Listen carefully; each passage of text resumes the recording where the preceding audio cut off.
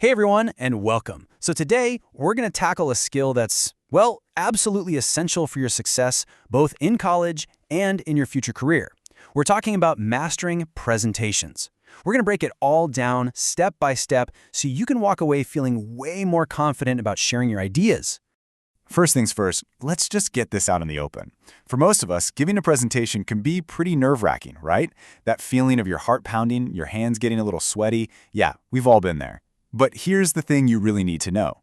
Being a great presenter isn't some magic talent. It's a skill, and like any skill, you can learn it and get better at it. And believe me, this is a skill you definitely want to have. It's not just about getting good grades on your college assignments. Think about it.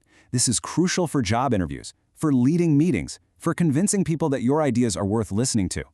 Having strong presentation skills will absolutely make you stand out. Okay, so here's our game plan for today. We'll start off with how to make a really great first impression. Then, we'll get into the blueprint for structuring your talk so it's super clear and easy to follow. After that, we'll talk about using visuals effectively. And we'll wrap things up by learning how to end your presentation with a real punch. Let's get into it. All right, let's jump right into our first section, making a great first impression. This is so important because your presentation doesn't start when you say your first word. It starts the moment the audience sees you. So how do we make sure that first impression is a good one? Well, it all starts with your nonverbal toolkit. Let's break it down. First, your dress. You just want to look neat, smart, and appropriate for the situation. Next up, posture. Standing tall actually helps you project confidence. Then there's eye contact. This is a big one. It's how you connect with your audience. A simple smile also goes a long way to build warmth. And finally, your voice, which is probably your most valuable tool of all. And speaking of your voice, this is a game changer. Speaking in a monotone, that flat, robotic sound is the fastest way to make your audience tune out. You have to modulate your voice. And that's just a fancy way of saying, change it up. Vary your pitch, your speed, and your volume. That variety is what keeps people engaged and actually listening. Okay, so we've covered how you present yourself. Now let's talk about what you're going to say.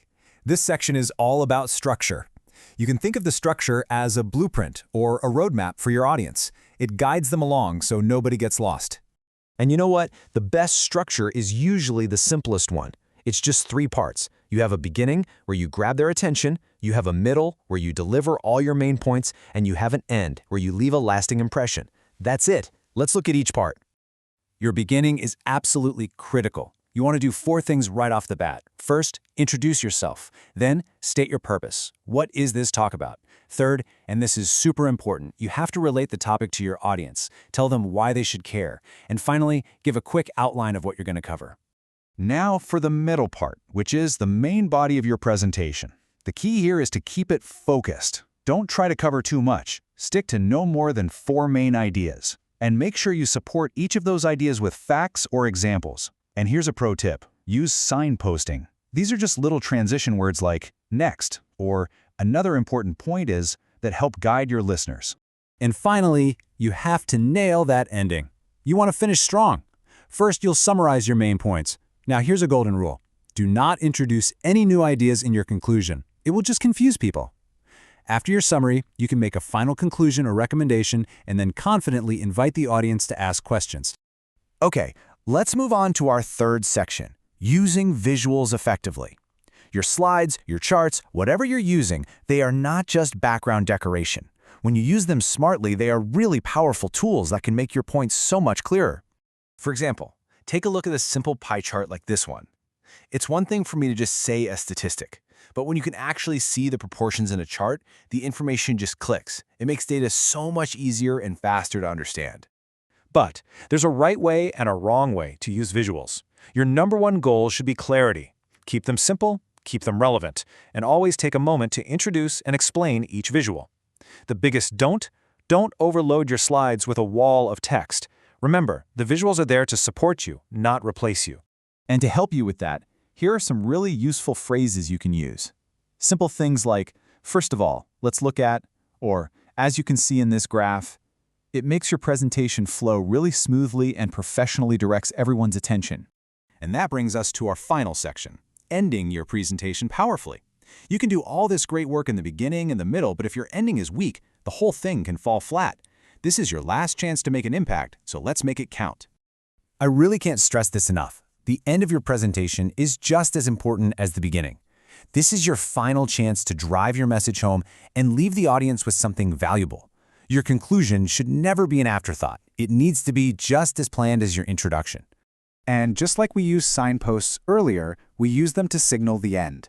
Simple phrases like, to summarize, or in conclusion, clearly tell your audience you're about to wrap up.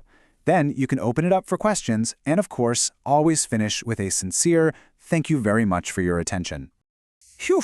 Okay, we have covered a lot of ground today. So let's boil it all down to the absolute must-know points. Think of this as your quick summary for revision. If you only remember a few things, let it be these. 1. Preparation is your best weapon against fear. 2. That first impression is made before you even speak. 3. That simple beginning, middle, end structure is your best friend. 4. Visuals should make things clearer, not more complicated. And 5. You have to end just as strongly as you started. So, as we wrap up, I want to leave you with this question to think about. What is the one thing you will apply in your next presentation? Don't try to do everything at once. Just pick one thing. Maybe it's making better eye contact or planning a stronger ending. Focus on that one thing and you'll be amazed at the difference it makes. For more clear explanations and daily IGNOU videos, subscribe to IGNOU Mind Decoded.